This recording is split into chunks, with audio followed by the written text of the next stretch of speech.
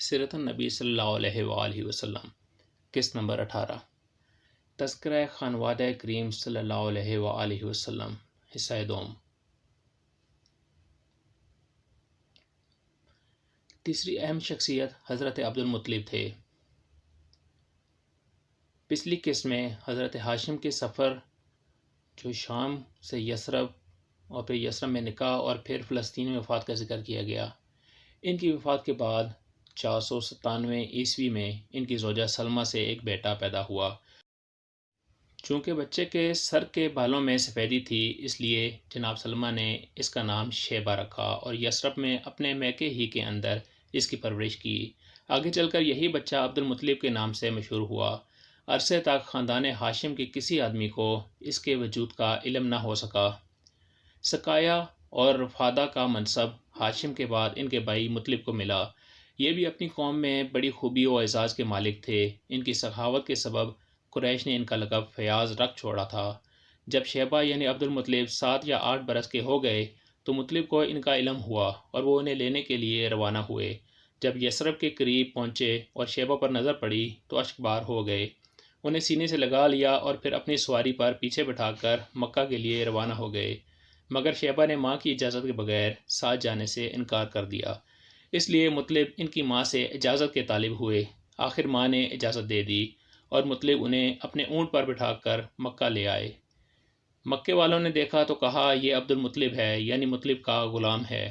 مطلب نے کہا نہیں نہیں، یہ میرا بھتیجا یعنی میرے بھائی ہاشم کا لڑکا ہے۔ پھر شیبہ نے مطلب کے پاس پرورش پائی اور جوان ہوئے۔ مکہ آنے کے کچھ عرصے بعد ہی مطلب بن عبد مناف کی وفات یمن کے سفر میں ہو گئی تو ان کے چھوڑے ہوئے مناصب عبد المطلب کو حاصل ہوئے۔ سرداری اور کعبہ کے زائرین کی خدمت پر جو مطلب بن عبد مناف نے حضرت عبد المطلب کے سپرد کی تھی، نوفل بن عبد مناف نے قبضہ کرنا چاہا۔ حضرت عبد المطلب نے قریش کی مدد طلب کی مگر سنوائی نہ ہوئی۔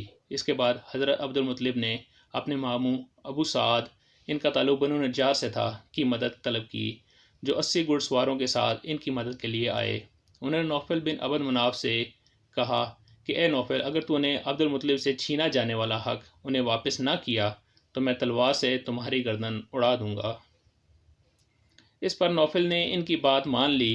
اس بات پر قریش کے معززین کو گواہ بنایا گیا، مگر جب حضرت عبد المطلب کے ماموں واپس مدینہ چلے گئے تو نوفل بن عبد مناف نے عبد شمس بن عبد مناف بنو امیہ، ان کی نسل سے ہیں، اس کی اولاد کے ساتھ ایک معاہدہ کیا اور حضرت عبد المطلب کے خلاف تحریک شروع کی۔ بنو خزاعہ نے بنو ہاشم کا ساتھ دیا اور بیعت الندوہ میں بنو ہاشم سے ان کا ساتھ دینے کا عہد کیا۔ اس طرح قریش کی سرداری حضرت عبد المطلب کے پاس ہی رہی۔ حضرت عبد المطلب نے اپنی قوم میں اس قدر شرف و اعزاز حاصل کیا کہ ان کے آباء و اجداد میں بھی کوئی اس مقام کو نہ پہنچ سکا۔ قوم نے انہیں دل سے چاہا اور ان کی بڑی عزت اور قدر کی۔ چوتھی شخصیت حضرت عبداللہ رسول اللہ صلی اللہ علیہ وآلہ وسلم کے والد محترم۔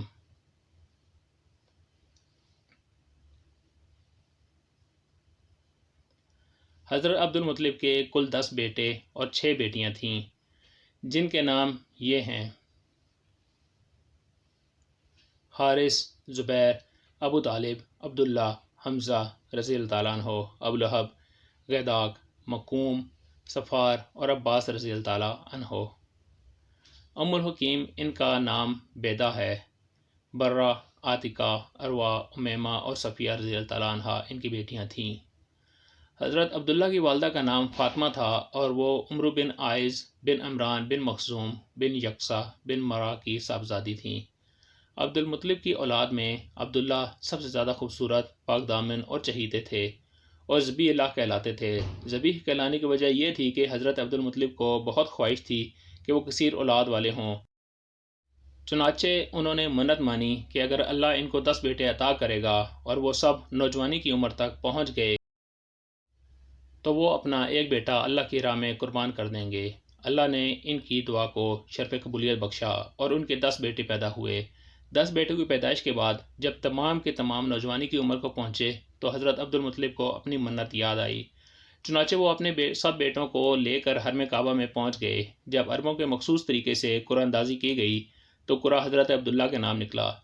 چنانچہ حضرت عبد المطلب حضرت عبداللہ کو لے کر قربان گاہ کی طرف بڑھ گئے۔ یہ دیکھ کر خاندان بنو ہاشم کے افراد، جن کو حضرت عبداللہ سے بہت لگاؤ تھا، بہت پریشان ہوئے۔ وہ حضرت عبد المطلب کے پاس آئے اور انہیں اس سلسلے میں یثرب یعنی مدینہ کی ایک کاہنہ عورت سے مشورہ کرنے کو کہا۔ چنانچہ جب اس کاہنہ عورت سے رابطہ کیا گیا تو اس نے اس کا حل یہ نکالا کہ حضرت عبداللہ کی جگہ خون بہا ادا کیا جائے۔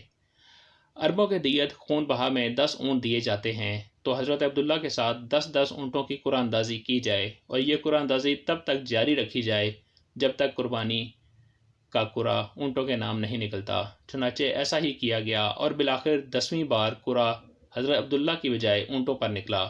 اس طرح ان کی جگہ 100 اونٹوں کو قربان کیا گیا۔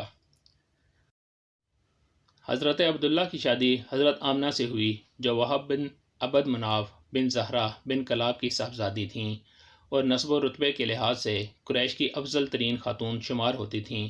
ان کے والد نسب اور شرف دونوں حیثیت سے بنو زہرہ کے سردار تھے۔ وہ مکہ ہی میں رخصت ہو کر حضرت عبداللہ کے پاس آئیں، مگر تھوڑے عرصے بعد حضرت عبداللہ کو حضرت عبد المطلب نے کھجور لانے کے لیے مدینہ بھیجا اور وہ وہیں انتقال کر گئے۔ بعض اہل سیر لکھتے ہیں کہ وہ تجارت کے لیے ملک شام تشریف لے گئے تھے۔ قریش کے ایک قافلے کے ہمراہ واپس آتے ہوئے بیمار ہو کر مدینہ اترے اور وہیں انتقال کر گئے۔ تدفین نابغہ جادی کے مکان میں ہوئی۔ اس وقت ان کی عمر 25 برس کی تھی۔ اکثر مورخین کے بقول ابھی رسول اللہ صلی اللہ علیہ وآلہ وسلم پیدا نہیں ہوئے تھے۔ البتہ بعض اہل سیر کہتے ہیں کہ آپ صلی اللہ علیہ وآلہ وسلم کی پیدائش ان کی وفات سے 2 ماہ پہلے ہو چکی تھی۔ یہ سلسلہ جاری ہے۔